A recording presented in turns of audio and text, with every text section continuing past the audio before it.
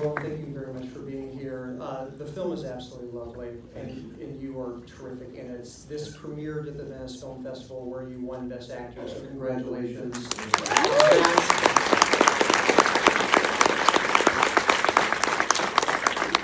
start with, Vincent Van Gogh is someone who has been portrayed in other films before, and those films are also quite good as well. And I was curious, approaching this project, was there any anxiety about these other films and how this film would be different than those other portrayals of Van Gogh?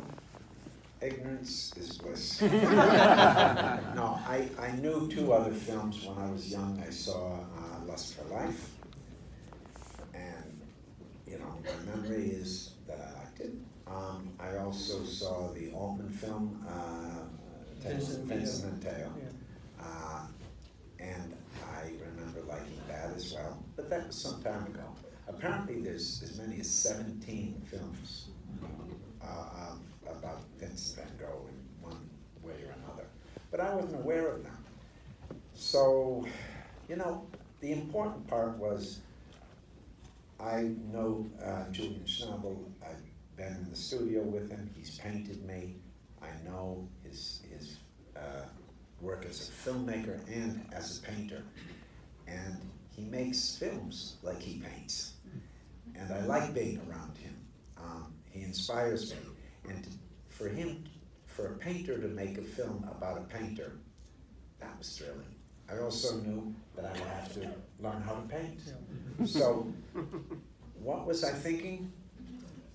I was thinking this would be a great adventure and a possibility to learn something and be transformed. Now, did I understand deeply Vincent Van Gogh? I understood what most people understood. Did I have a special way of looking at his art before this? Not necessarily. So, I didn't think, I knew also, last thing, I knew it wasn't going to be a traditional biopic.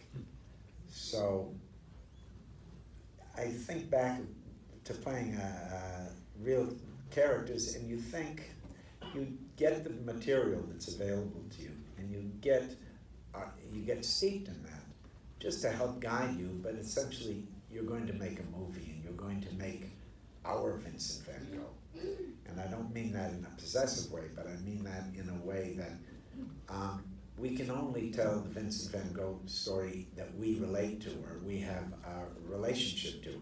I don't pretend to be able to say, that this is going to tell you who Vincent Van Gogh is, because I don't know that.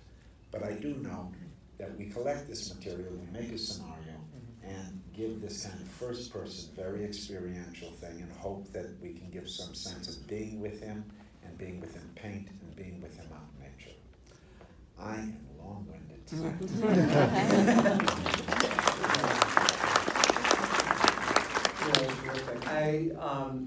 In these end credits, it mentions, as you alluded to, it says paintings by, and you are listed as one of the painters, and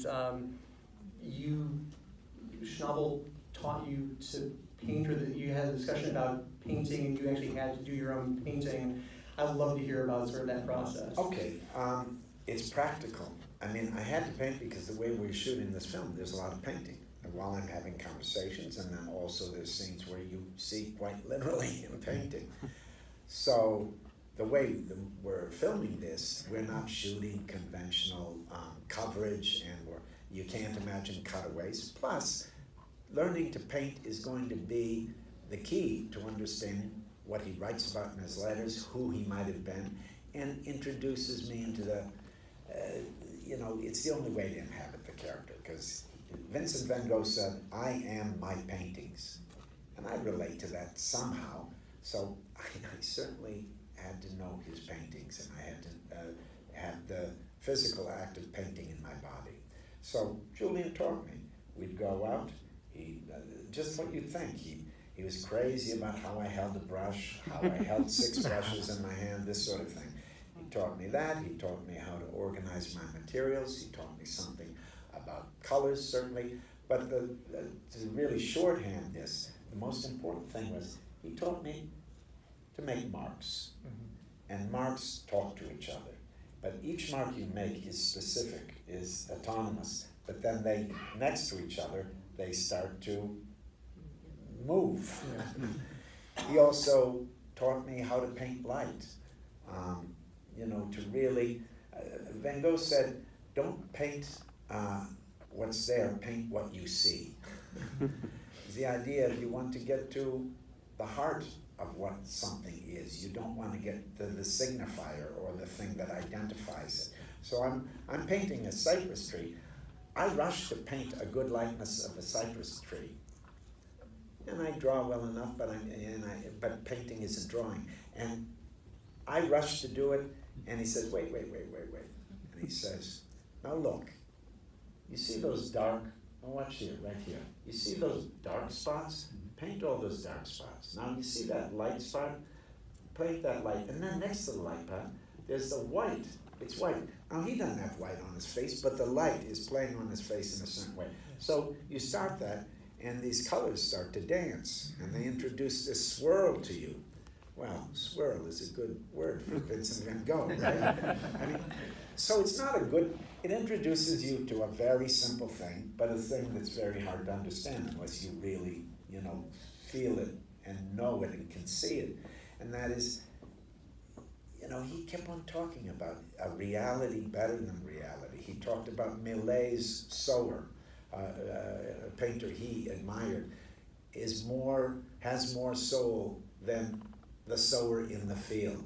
He wanted to get beyond the surface of things, not just a good likeness, not just a good something that would function to identify what it was, but really to see what's behind something, what is the origin of things, where it's going. And of course that, beauty is nature is God. He had a very strong spiritual impulse.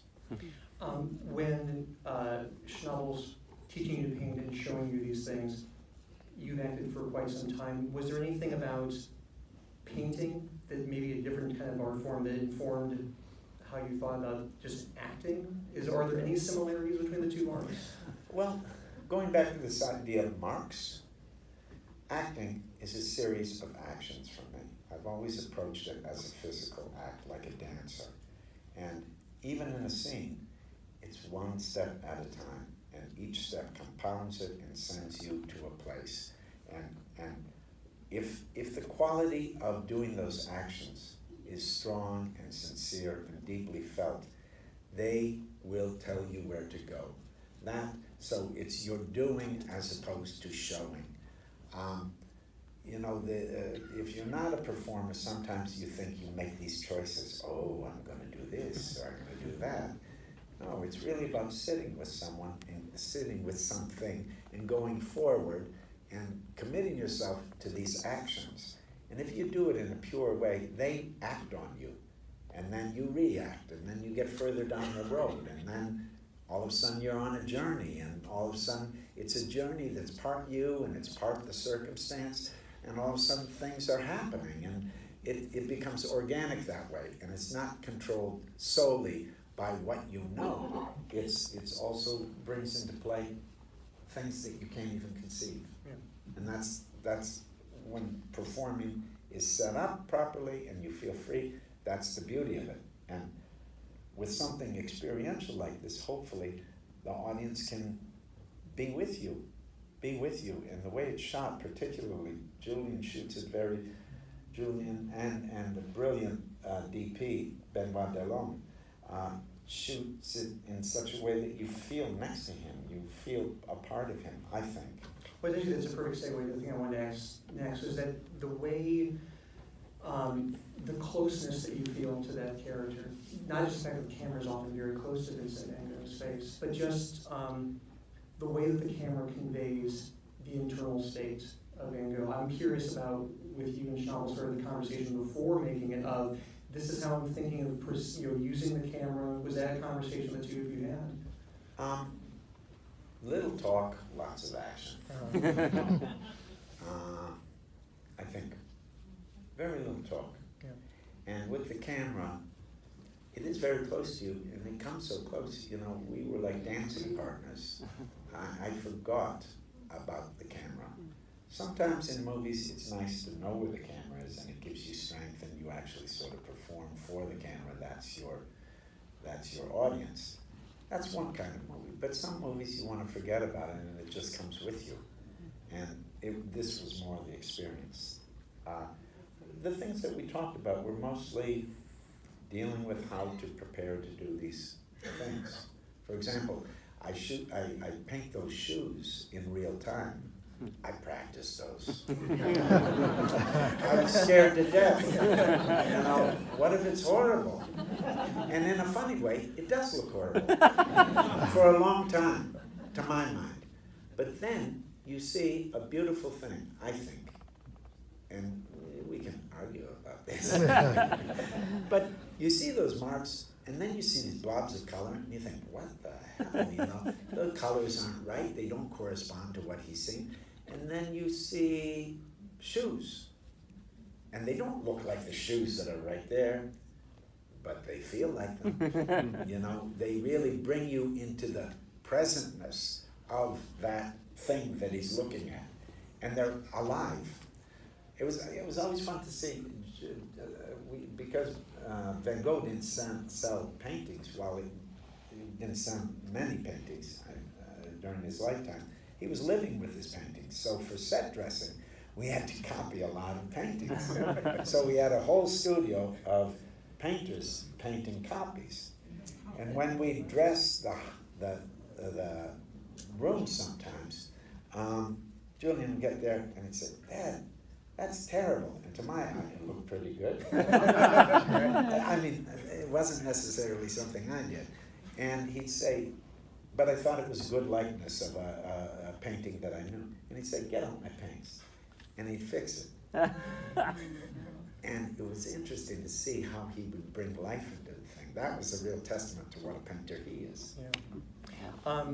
While watching the film, especially the scene where Vincent is talking to Mads Mikkelsen's character about God and why we're here and why God makes someone who's a painter whose paintings aren't any good, I couldn't help but think of your terrific performance in The Last Temptation of Christ, and thinking about that maybe that there is obviously a spiritual component to Jesus, but that there's also something deeper and richer in Vincent van Gogh as well. In terms of bringing that to the screen, there is a quality that you have as an actor. And I don't know if you can even sort of talk about it or even convey it in terms of articulating it, but that quality is also in Vincent very much. There's such a sensitivity and a vulnerability in that character.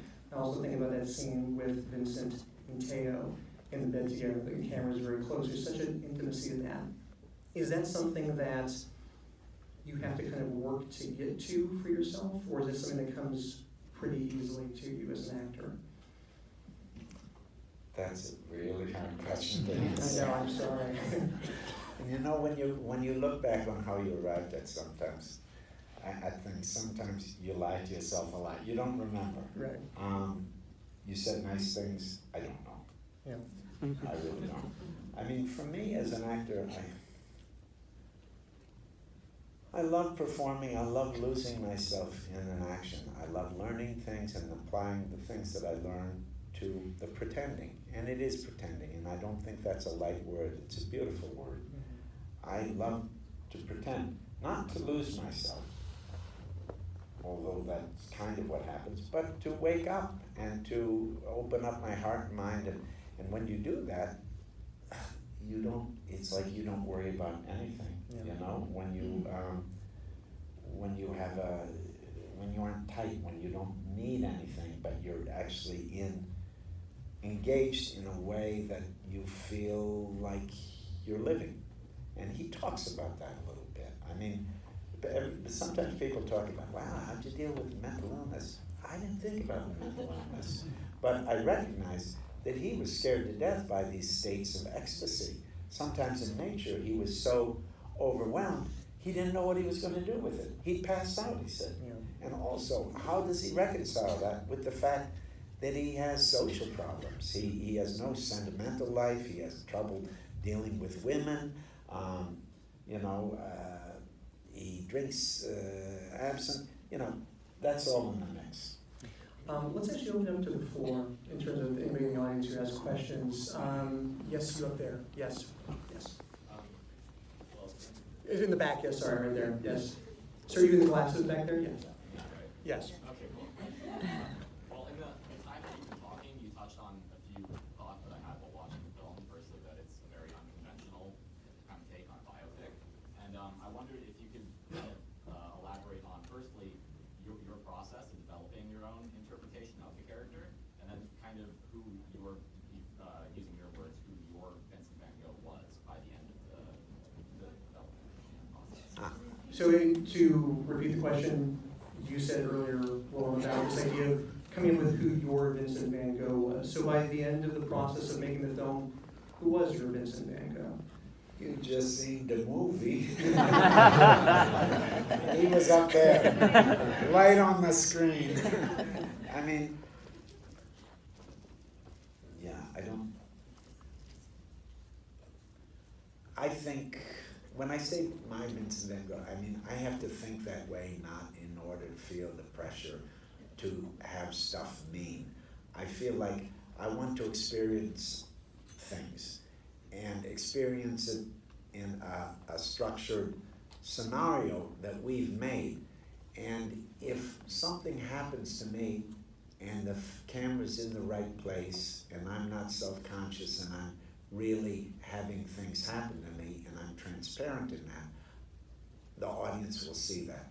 So in the end, my Vincent van Gogh is the experience of making this movie. And while I joke, hey, you just saw the movie, I do mean that that's the record of something I went through. And I went through something, you know, that was important to me. And without judging it, you know, I would say I'm proud of it because it was a good circumstance and I felt free and I think I was changed by it. So those are all good signs that perhaps an audience can have a similar experience with me on it. That's the hope. Yes, ma'am, right there. Yes. How long did it take for you to film this? It looks like it's many seasons. How long did it take to actually film the movie? Yes. I've been asked this question, and I don't remember. No, but I will say, I remember this. It wasn't long, it wasn't short. I mean, it wasn't short in the respect that, like any low-budget movie, you have your challenges. You do have to make your day. But there was enough room in the schedule to have some flexibility. So it wasn't fat, and it wasn't really too fast. I'd say, I'm guessing, I should really find this out, but it seems like, no, I should, so I can answer this question if I miss it. I would say 8, 10 weeks, I don't know. Wow. You know, Wow. and there weren't that many seasons. The truth is, we started in October in France, in Paris rather, and did Paris, and then Auvers-sur-Oise, which is right outside of Paris, which is where he, at his final days and where he's buried. And then we went to Arles in the south and Saint-Remy. So if you think Arles in the south of France, you know, south of France, lavender, sunflowers, it's cold. So that was your winter, definitely, but we basically shot in winter. Yes, ma'am, right there, right there. Hi. Hi. So this is a very stylized film in the way that it's very experiential, like you said, and it sounds like it was also very labor intensive. So for someone like you, who's a very established actor, who I'm sure is in high demand, when you're presented with projects like this, what is your process for selecting what you're going to work on next? So being a in-demand actor, this being a very sort of stylized project, how do you make decisions about the projects you are going to do and not going to do? I smell the script. No, actually, I don't smell the script. You know, the filmmaker is very important. I really am attracted to, not exclusively, but I really, if a strong filmmaker is attached and they want me to do something and it makes sense to me, and I feel like it can be useful or I can contribute in an interesting way, I'm there. filmmaker is very important. The company, the people that you make the film with, is probably the most important thing to me. The circumstances. I also knew we were going to shoot on location in this case. I liked the script. The script, I wasn't even complete. Often scripts aren't complete before you sign on. So it really is the people. I've known Julian for 30 years. Filmed about a painter, that particular painter, Vincent van Gogh, no slouch. Written, directed by a painter. That was easy. So beyond that, like how I choose, it's people and to some degree script. The character, you never know what it is until you get there. It's always a combination of things. I love to shoot on location because you're able to go someplace and kind of leave your life behind and create a new little life that, feeds the fiction, what you're doing. You have a life experience and it feeds your work. So those are things that happen. I mean, there's certain things that I try to avoid, and then occasionally you want to exercise different muscles, not to show that you can do different things, but it's like food, I don't want to eat oatmeal every day. Although my father did, and he lived to 96. Yes, sir, you're right there. Yes, hi. Yes, you. I assume that you went to see the original painting of Van Gogh. What impact, if you did, what impact did his paintings have upon you in interpreting and in making this film? Did you go back and see the original Van Gogh paintings, and if you did, what impact did they have on you in terms of working and developing this character? I was familiar with his work. I spent a lot of time in Holland when I was a teenager, touring with a theater at a theater called the Mickery in Amsterdam. So I was familiar with his work because there's quite a good group of his paintings at the Van Gogh Museum there. Plus, I've seen his work. I live in New York, and there's many Van Goghs around the world that I've seen. So I was familiar with his work. When we were in Paris, Julian took me around, and we looked at some Van Goghs, and he walked me through, And then once I started painting, I started recognizing certain things. You can see those marks. You can see them. They're so strong. Gauguin talks about, how it's like clay. They're there. They're there. Once again, that presentness. It's like he just, that's a living thing. And I don't know what I take away from that, but it's just connected to what I was doing too. It was the relic. It was the real deal. And then we were we were trying to make a work of art, to explain a work of art, sort of. Not explain, but to relate to or express our relationship to a work of art. It's a beautiful film. It's a beautiful film. Absolutely. Thanks. Thank you so much for being here.